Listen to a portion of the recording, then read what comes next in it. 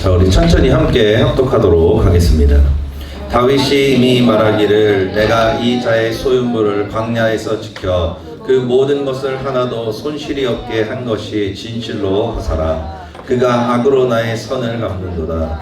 내가 그에게 속한 모든 남자 가운데 한 사람이라도 아침까지 남겨두면 하나님은 다윗에게 벌을 내리시고 또 내리시기를 원하노라 하였더라.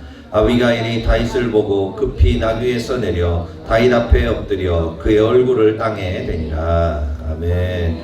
오늘 사무엘상 25장의 말씀을 가지고 신앙은 반응이다, 신앙은 반응이다 라는 제목으로 은혜를 나누도록 하겠습니다. 이 본문 25장은 우리가 많이 들어본 말씀입니다. 그게 뭐냐면은 그 다윗과 그 나발이라는 사람, 그리고 그 아내 아비가일의 사건입니다. 그래서 그 나발이라는 사람이 그 다윗을 조롱했고 그 조롱함으로 인해 분노했는데, 아비가일이라는 그 지혜로운 여인이 와서 그 다윗의 마음을 위로하고 그 다음에 그 화를 막게 한 그 사건이 바로 사무엘상 25장의 말씀이라는 겁니다.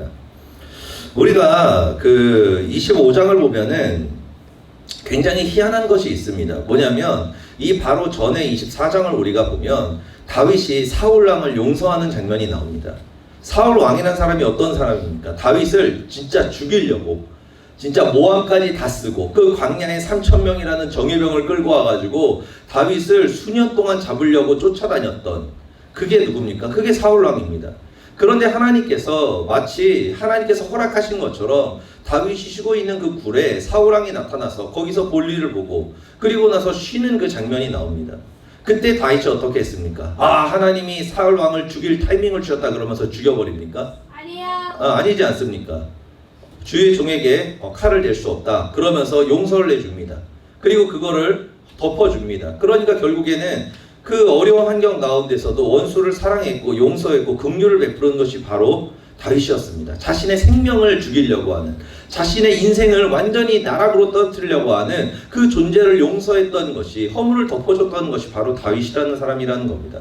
그게 몇 장에 나온다고요? 바로 전 24장에 나옵니다.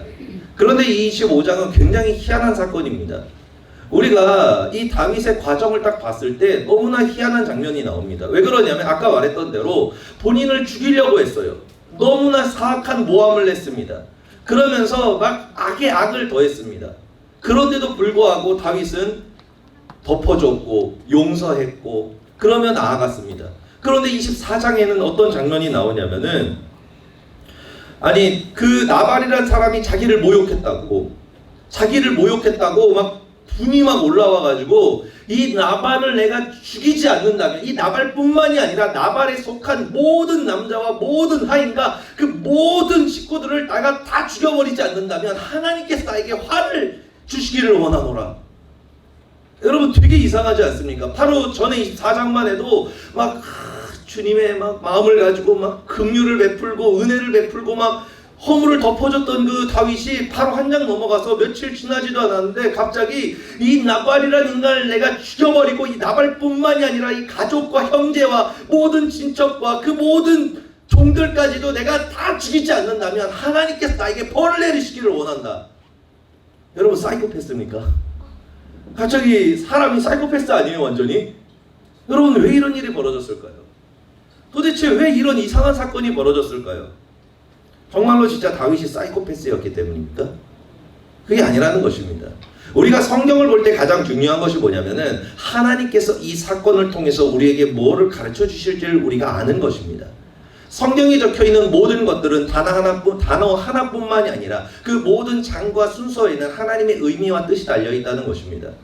그렇다면 바로 전장에 그 위대한 용서를 했던 다윗이 왜 그 다음 장에 와서 정말로 사소한 일, 그냥 자기 모욕했다고, 아니 모욕을, 여러분 사울이 모욕만 했겠습니까? 모욕 해가지고 수많은 모욕에다가 모함까지 다 있는데 그때 다 잡아놓고 갑자기 다윗이 왜 이랬냐는 것입니다. 여러분 우리가 신앙생활을 하다 보면은 어떤 일이 있냐면은 진짜 아무 일도 아니에요. 정말로 진짜로 아무 일도 아니에요. 그런데 그 말을 하나 딱 듣는 순간에 갑자기 여기서부터 화가 확 하고 치밀어 오를 때가 있습니다. 진짜 평소 때는 오만 가지 얘기를 들어도 아무렇지도 않은데 어떤 단어 하나, 어떤 말 하나를 내가 딱 듣는 순간에 여기서부터 갑자기 성령의 불이 아니라 뭐예요? 지옥불이 여기서부터 확 하고 올라온 일들이 있습니다. 내가 여러분 그렇게 인내심이 없는 사람도 아니에요. 내가 그렇게 막 마음이 좁은 밴댕이 소갈딱지도 아니에요. 많은 것을 용서했고 많은 허물을 덮어줬고 많은 경험을 통해서 예수님의 사랑을 베풀고 많은 열매를 맺은 사람이에요. 그래서 주변에 있는 사람들이 당신 정말로 많이 변했다, 당신 정말로 예수님을 많이 닮았다 그러면서 그런 얘기를 듣는데, 그런데 그 모든 원수사랑을 다 했으면서 어느 순간에 말 한마디를 딱 듣는 순간에 여기서부터 지옥불이 올라와요. 그 지옥불이 얼마나 강하냐면은 내 모든 생각과 감정을 폭발을 시켜가지고 저놈을 내가 죽여버리겠다 라고 할 정도, 그런 일들이 우리의 삶에 나타난다는 것입니다. 여러분, 도대체 이게 왜 그럴까요? 그것이 결국에는 뭐냐면은 이것을 우리가 전문 용어로 해서 영림이라고 합니다. 영림. 용의 비늘이라 그러죠. 약점입니다. 약점. 다른 것들은 맞아도 괜찮아요. 여기저기 맞아도 괜찮아요. 근데 여기 딱 하나, 요거를 콕 찌르는 순간 으악 하고 아픈 거예요. 사람에게는 그 약점이라는 것이 있다는 것입니다. 그 약점이 뭐냐면은 내 깊은 곳에 숨겨져 있는 본질의 상처예요. 내 마음의 깊은 곳에 내가 외면했고 숨겨놨던 그 본질의 상처라는 것입니다. 나발은 그 상처를 건든 거예요. 다윗의 마음 가운데 있었던 그 영린, 그 깊은 상처, 가려놨고 외면했고 그리고 본인이 잊어서 숨겨놨던 그 깊은 상처를 누가 건드린 거예요? 이 나발이라는 사람이 건드린 거예요. 나발이라는 사람이 건드렸다는 것입니다. 그러다 보니까 결국에는 뭐예요? 다윗이 이성을 잃고 폭발해버린 거예요. 폭발해버렸다는 것입니다. 사실 실질적으로 봤을 때 나발, 다윗이 그렇게 잘못한 건 아무것도 없습니다. 다윗이 날밤을 새면서 나발의 그 우양들을 지켜줬어요. 만약에 지켜주지 않았다면은 양이나 소는 한두 마리겠습니까? 더 많은 피해를 입을 수 있었는데 다윗의 그 용사들이 함께 그 나발의 모든 우양들을, 수천에 달하는 우양들을 지켜줌으로 인해서 한 마리의 피해도 없이 그들이 은혜를 받은 겁니다. 결국에는. 그래서 다윗이 그런 선을 베풀었지 않습니까? 그러면서 다윗이 대단한 걸 달라 그랬습니까? 내가 너 지켜줬으니까 양, 소랑 한 100마리 정도 내놔 막 그랬습니까? 그게 아니요. 그냥 하루 식사만 좀 달라 그런 거예요. 음식 좀 달라 그런 겁니다. 그런데 이 나발이라는 사람이 그 말을 들은 다음에 뭐라 그랬냐면은 이거를 좀 현대인으로 번역을 하자면 이런 말입니다. 이 거지 새끼 무리들이, 이 노숙자 거지 새끼 무리들이 밥 얻어먹으려고 착한 척하네. 너한테 줄 밥 없으니까 꺼져 라고 얘기한 겁니다. 대놓고 면전에서. 그러니까 모욕한 거예요. 그런데 이 모욕이, 그리고 이 억울함이 그 다윗의 영린을 건드렸다는 것입니다. 다윗의 숨겨놨던 그 상처를 건드렸다는 거예요. 결국에는 다윗은 이성을 잃었습니다. 이성을 잃은 다음에 하나님의 자리에 올라가서 그 나발을 죽이겠다는 심판의 칼을 들어버렸다는 것입니다. 우리가 이 말씀을 보면서 항상 기억해야 될 게 무엇이냐? 그게 뭐냐면은 우리의 삶에는 우연이 없다는 것입니다. 특히 기도하는 사람의 삶에는 절대로 우연이 없습니다. 절대로 우연이 없습니다.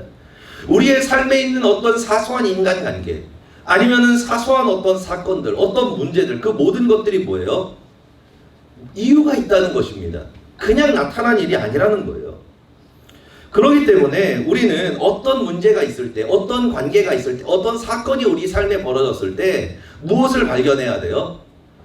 이것을 통해서 하나님께서 나에게 가르쳐주기 원하시는 그 메시지를 찾아야 된다는 것입니다. 그 계획과 뜻, 그 해답을 우리가 찾아야 된다는 거예요.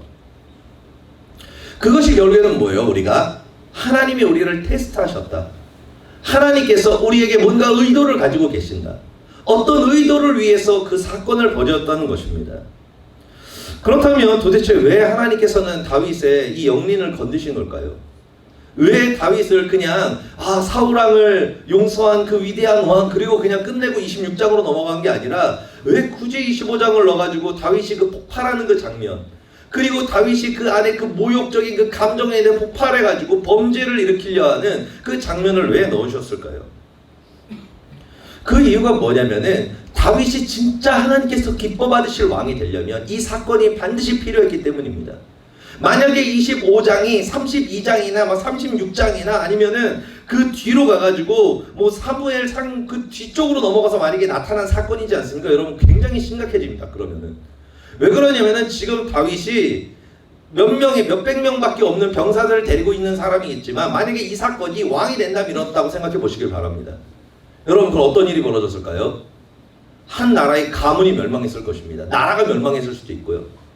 그렇기 때문에 하나님께서는 다윗을 진짜 그 하나님께서 받으시는 그 기뻐하시는 왕으로 세우기 위해서 반드시 다윗 안에 있는 이 쓴뿌리, 다윗 안에 숨겨놨던 이 영린과 이 상처를 반드시 건드려서 이것을 해결하셔야만 했다는 것입니다. 그래서 하나님께서 뭐예요? 나발이라는 사람을 보내주신 거예요. 나발이라는 사람을 통해서 다윗의 그 마음에 있는 그것을 해결하기 위해 나발의 사건을 허락하셨다는 것입니다. 우리가 아브라함의 10단계를 얘기할 때 1단계가 뭐죠? 1단계 순종, 2단계 양보, 3단계가 뭡니까? 원수사랑입니다. 원수사랑. 그리고 우리가 원수사랑을 한 다음에 4단계가 뭐죠? 멜기세덱 만남, 예수님을 만나는 사건이 나옵니다. 우리가 원수를 사랑하자. 멜기세덱, 예수님이 오시죠. 그 다음에 예수님이 오셔서 뭐를 줍니까? 아브라함한테 떡과 포도주를 줍니다. 그 떡은 예수님의 몸이고 그 포도주는 예수님의 피입니다. 예수님의 그 생명과 그 능력, 그 은혜가 뭐예요? 아브라함 안에 들어온다는 것입니다. 아브라함 안에 거한다는 것입니다. 우리가 원수 사랑을 할 때 예수님을 만날 수 있게 되고 우리가 원수 사랑을 할 때 그 예수님께서 어때요? 내 마음 가운데 들어오신다는 것입니다.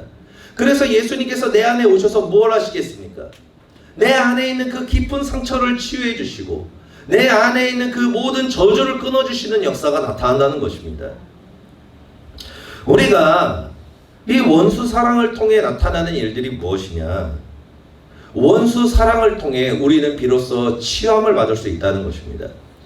여러분 누가 나에게 잘못을 했는데 그 사람이 법적으로 심판을 받았어요. 아니면 벌금형에 빠졌습니다. 그러면 그 사람이 심판을 받았기 때문에 내 마음이 위로받고 내 마음의 상처가 치유가 됩니까? 뭐 좀 마음이 시원해질 수는 있어요. 그런데 여러분 그 사람이 받았던 상처가 여러분 정말로 완전히 치유됩니까? 그러지 않다는 것입니다. 사람은 있지 않습니까? 한 번 찢겨지고 한 번 깨어지면은 그것이 그렇게 쉽게 아물지 않습니다. 아무러진 것 같아도 조금 뭐가 건들리면은 어때요? 다윗과 같이 갑자기 폭발해버려요. 그러면서 뭐예요? 또 찢어져 버립니다. 폭발하면서. 그러면서 계속 상처받고 계속 깨어지면서 그 마음이 누더기처럼 난도질당하게 된다는 거예요.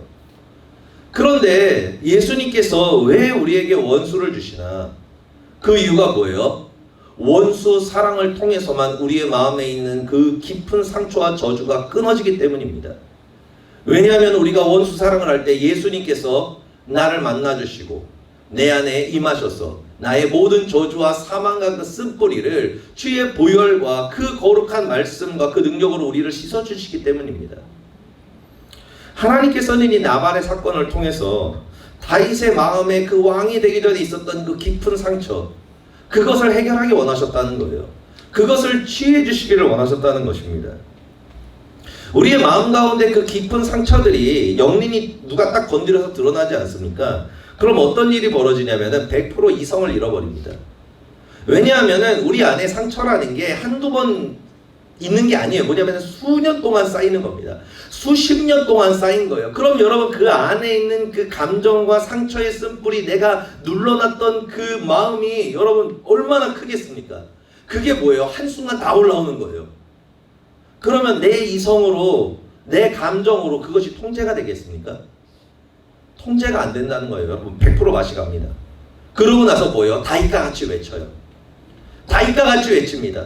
내가 평소 때는 어떤 말을 들어도 그래, 주여 저 사람이 알지 못합니다. 주님 불쌍히 여겨주십시오. 주님 제가 주님의 말씀을 따르겠습니다. 뭐 이러면서 나는 은혜롭게 넘어가요.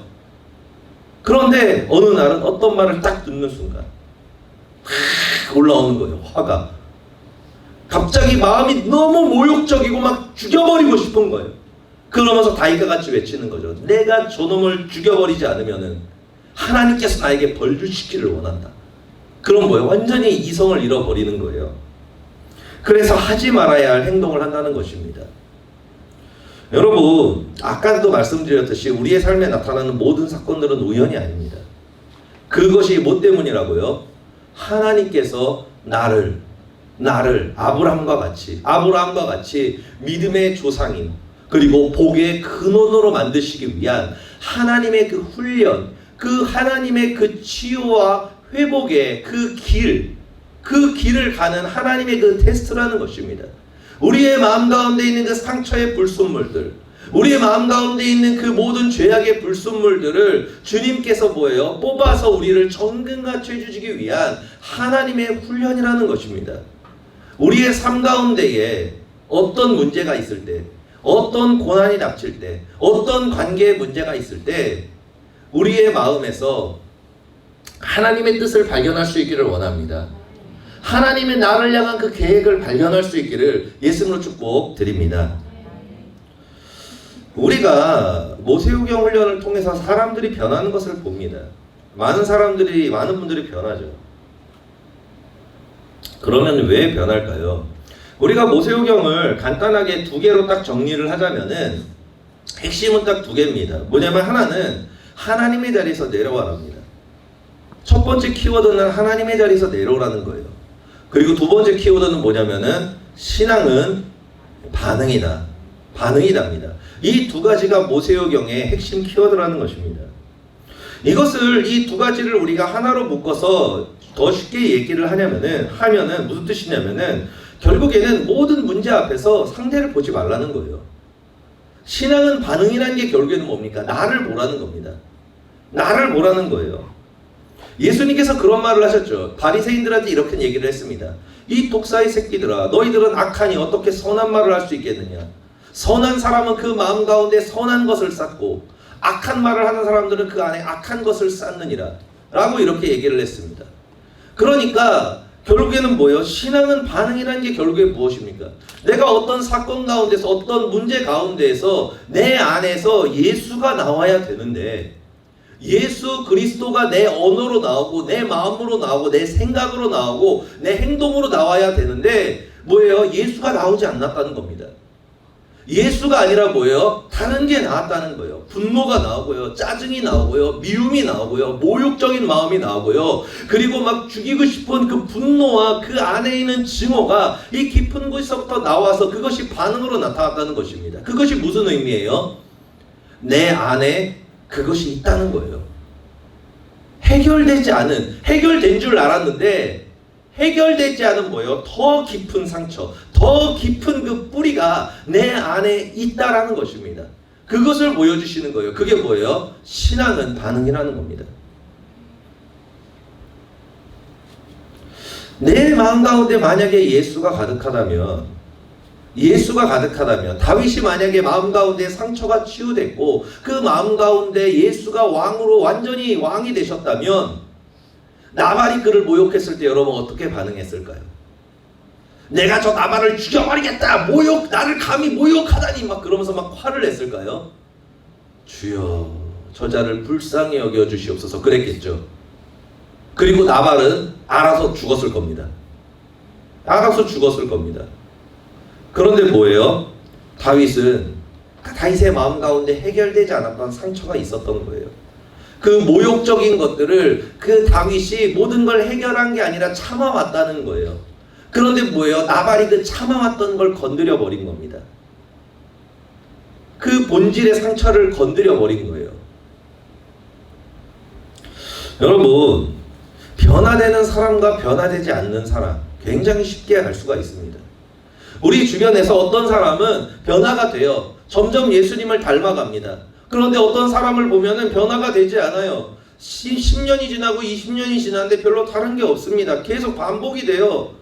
여러분 그거 왜 그런지 모르죠? 잘 모르시지 않습니까? 여러분 굉장히 간단합니다. 이 문제는. 그 사람이 문제 앞에서의 그 태도를 보면은 100% 알 수가 있습니다. 여러분 변하는 사람들의 특징이 뭔지 아십니까? 변하는 사람들의 특징은 자신을 바라봅니다. 나를 예수 그리스도 앞에 비춥니다. 예수님이셨으면 어떻게 하셨을까?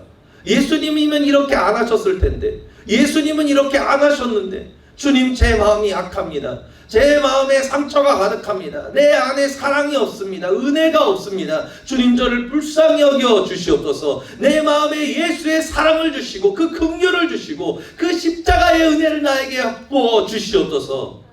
이렇게 기도하는 사람은 여러분 1년, 2년, 3년 지날 때마다 변화되는 것이 보입니다. 달라집니다. 왜요? 그 원수를 사랑함으로 인해서 그 십자가의 그 고백과 그 회개와 그 간절한 소망을 통해 예수님께서 그를 찾아오시기 때문에 그래요. 그래서 그 떡과 포도주를 주시면서 그 안에 오셔서 그 마음을 하나씩 하나씩 치유해 주시기 때문입니다. 여러분, 오늘 본문에 나온 이 사건도 마찬가지예요. 다윗은 맨 처음에 폭발을 했습니다. 그 상처가 건드려지니까 폭발해서 막 다 죽여버리겠다라고 하면서 분노를 터뜨렸어요. 그런데 여러분, 은혜가 뭔지 아십니까? 은혜가 무엇인지 아십니까? 하나님께서 우리를 사랑하신다는 거예요. 우리가 죄를 짓기 전에, 우리가 범죄하기 전에, 우리가 문제를 일으키기 전에 하나님께서 아비가일과 같은 그 동역자와 나를 권면하는 누군가를 나에게 보내주신다는 거예요. 그러면서 그 아비가일이 뭐라고 얘기합니까? 당신 틀려먹었어 막 그럽니까? 다윗 그건 안 돼 막 그럽니까? 아니에요. 여러분, 아비가일을 통해서 우리는 지혜와 사랑을 알 수 있습니다. 상처받은 자, 영린으로 폭발한 사람이 있으면 여러분 아비가일과 같이 대하시면 돼요. 아비가일이 했던 그 방법과 똑같이 해야 됩니다. 어떻게 합니까? 먼저 아비가일이 다윗에게 와가지고 음식을 탁 주면서 뭐예요? 위로합니다. 당신은 악한 것이 없습니다. 하나님이 당신을 알고 당신을 왕으로 세울 것입니다. 당신은 하나님이 사랑하고 하나님이 인정하고 하나님이 함께하는 사람입니다. 당신의 그 억울함과 그 아픔을 주님께서 아십니다. 그러면서 뭐예요? 그 상처를 위로해 주는 거예요. 위로해 줍니다. 그리고 나서 위로한 다음에 뭐라고 얘기해요? 당신이 만약에 지금 이것을 행해버린다면 결국에 당신이 왕이 되었을 때 이것은 당신의 허물이 되어버릴 것입니다. 이것을 통해서 당신의 미래에 아픔과 슬픔이 임할 것입니다. 그러면서 뭐예요? 무엇이 잘못됐는지를 가르쳐줍니다. 가르쳐준다는 거예요. 우리가 하나님 앞에서 어떤 테스트를 할 때 반드시 폭발은 합니다. 지르기는 질러요. 그런데 그 다음에 하나님께서 아벨과 같은 사람을 보내줄 수도 있고 아니면 성령님을 통해서 우리에게 말씀하실 겁니다. 먼저 우리를 위로해 주신 다음에 그 다음에 말씀해 주실 거예요. 너희 안에 쓴뿌리와 상처가 있다. 그리고 이거는 내 마음이 아니지 않니? 순종해라라고 하실 수 있고 양보해라라고 하실 수 있고 원수를 사랑하라고 하실 수 있고 너가 무릎을 꿇고 엎드려라고 말씀하실 수 있습니다. 그렇게 우리에게 말씀하신다는 것입니다. 그때 다윗이 어떻게 반응합니까? 그 사건이 일어났을 때 저리 비켜! 막 그럽니까? 깨닫습니다. 아, 내가 범죄할 뻔했구나. 내가 이 상처 때문에, 이것 때문에 내가 폭발해서 잘못된 행동과 하지 말아야 할 말과 행동을 할 뻔했구나. 주님 용서하여 주시옵소서. 아비가일을 나에게 보내신 하나님을 찬양하리로다. 나에게 긍휼을 베푸시고 내가 범죄하기 전에 나를 막으신 하나님을 찬양하리로다. 그러면서 하나님께 영광을 올립니다. 그리고 나서 뭐예요? 나발을 용서하고 허물을 덮어줍니다. 그러니까 결국에는 그 후에 회개하지 않은 나발은 심판을 받았고, 그리고 다윗은 어떻게 되었습니까? 하나님의 마음에 합한 자, 하나님의 복을 받는 하나님의 자녀로서 그 사역을 감당했다는 것입니다. 여러분, 우리의 삶에 어떤 문제와 사건들이 일어났을 때 항상 기억하셔야 될 게 뭐냐면은 남을 보지 말라는 것입니다. 우리가 이 남을 보는 이 것들이 어디서 나오냐면은 창세기에서 나옵니다. 문제에 대한 반응, 그것을 보면 나옵니다. 아담과 하와가 선악과를 따먹었을 때 하나님께서 왜 너 선악과를 따먹었냐고 물어보십니다. 그때 아담과 하와가 어떻게 반응합니까? 하나님께 뭐라 그럽니까? 맨 처음에 이렇게 얘기하죠. 하나님이 주신 저 여자 때문에 제가 선악과를 먹었습니다라고 얘기합니다. 그러니까 첫 번째는 누구 탓을 해요? 문제 앞에서 하나님 탓을 한다는 것입니다. 우리의 삶에 어떤 문제가 일어나요. 어떤 인간관계 아니면 돈의 문제 아니면 환경의 문제가 일어납니다. 그러면은 꼭 하나님 탓부터 하는 사람들이 있습니다. 하나님이 나를 이렇게 태어나게 해주셔서 이런 환경을 만들어 주셔서 하나님이 막 이렇게 해서 하나님이 막 그러면서 막 하나님을 원망합니다. 하나님 탓을 한다는 것입니다. 그런데 그 다음은 뭐예요? 하나님 탓은 안 해요. 왜냐하면 하나님이 잘못하지 않은 건 알고 있으니까. 그럼 이제 그 다음은 뭐합니까? 남 탓을 시작한다는 것입니다.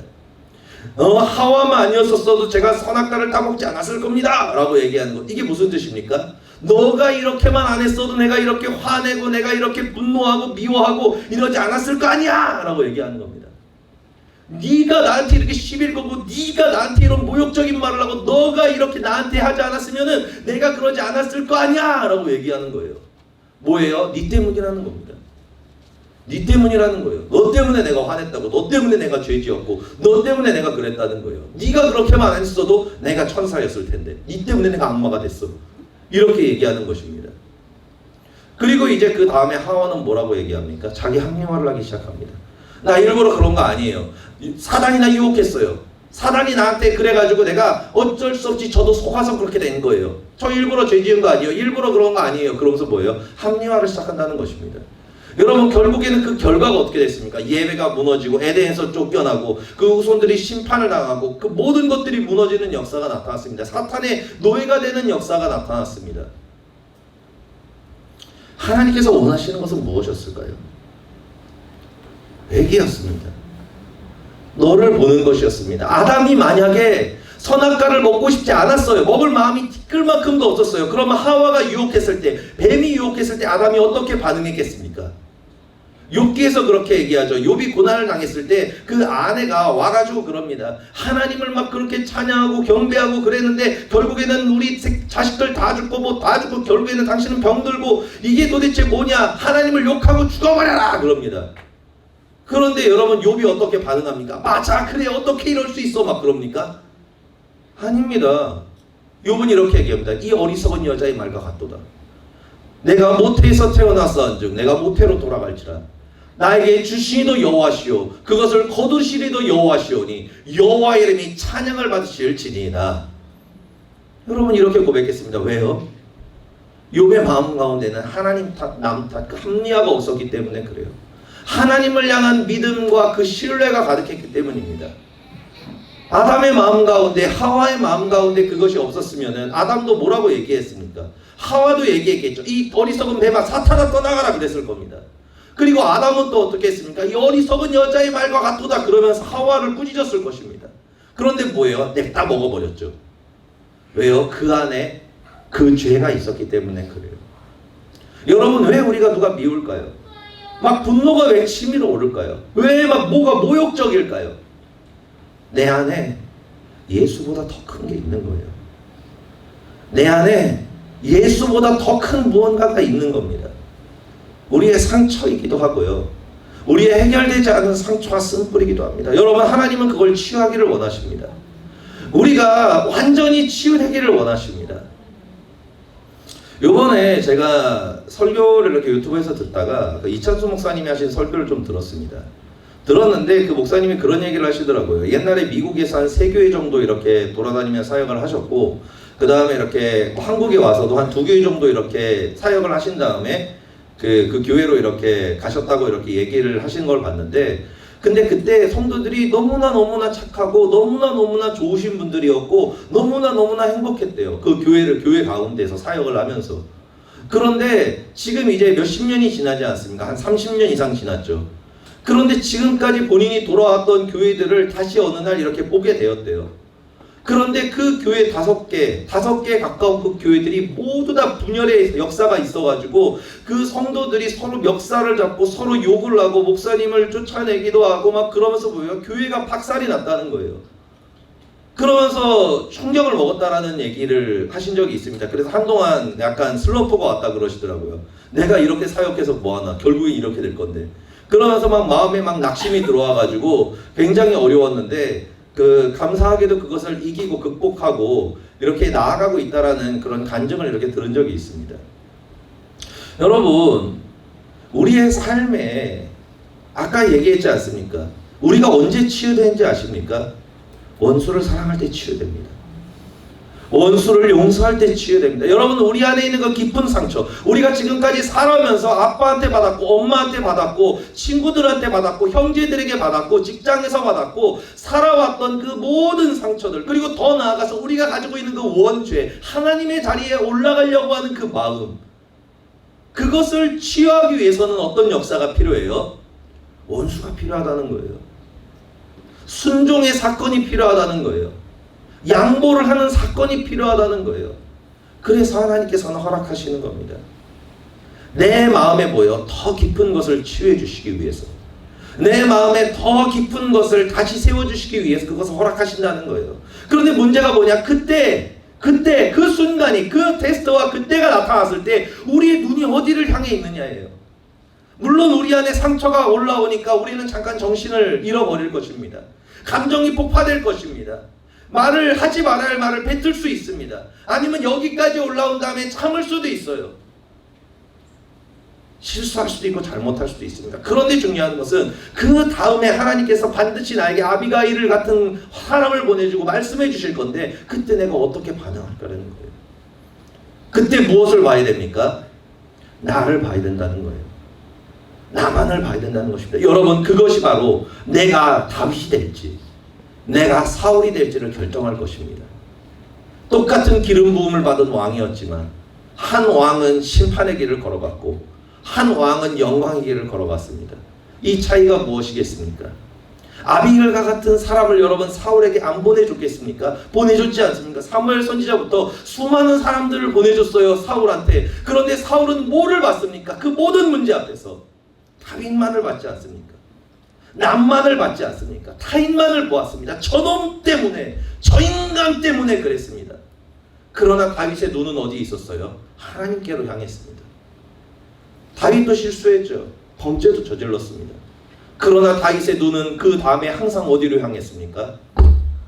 오직 하나님을 향했습니다. 그리고 자기 자신을 향했습니다. 주님, 제가 죄인입니다. 제 안에 선한 것이 하나도 없습니다. 주님, 저를 불쌍히 여겨 주시옵소서. 그러면서 하나님 앞에 자신의 마음과 그 연약함과 그 더러움과 그 추악함과 그 나약함을 열어서 주님께 올려드리고 하나님께 간절히 부르짖었다는 거예요. 그러니까 하나님께서 어떻게 역사하셨습니까? 다윗을 불쌍히 여겨주셨습니다. 그리고 그를 긍휼히 여겨주셨고 보호해 주셨고, 그리고 그를 통하여 예수 그리스도의 계보를 이어가게 하셨다는 거예요. 여러분, 다시 한번 정리해서 말씀을 드리지만 나를 바라보시기를 바랍니다. 상대를 바라보는 순간 우리의 모든 것은 다 끝입니다. 우리에겐 더 이상 소망이 없습니다.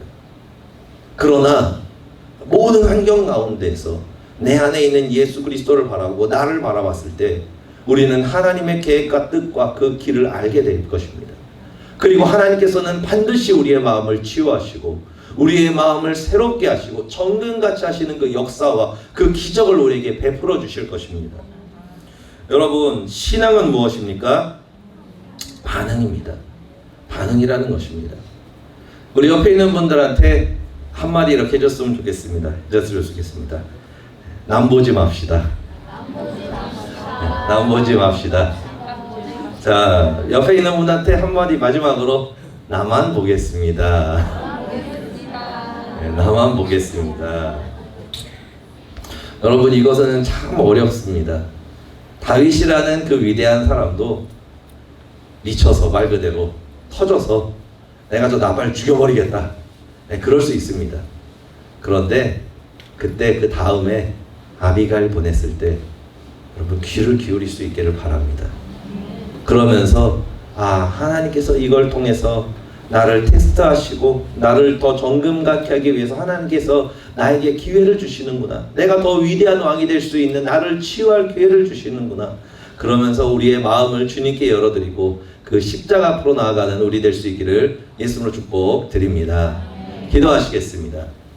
할렐루야. 좋으신 아버지 감사합니다. 하나님, 우리 마음을 다하여 정성을 다하여 뜻을 다하여 주님을 경외하며 우리의 두 눈이 오직 예수 그리스도를 향하여 아버지 세워지기를 원합니다.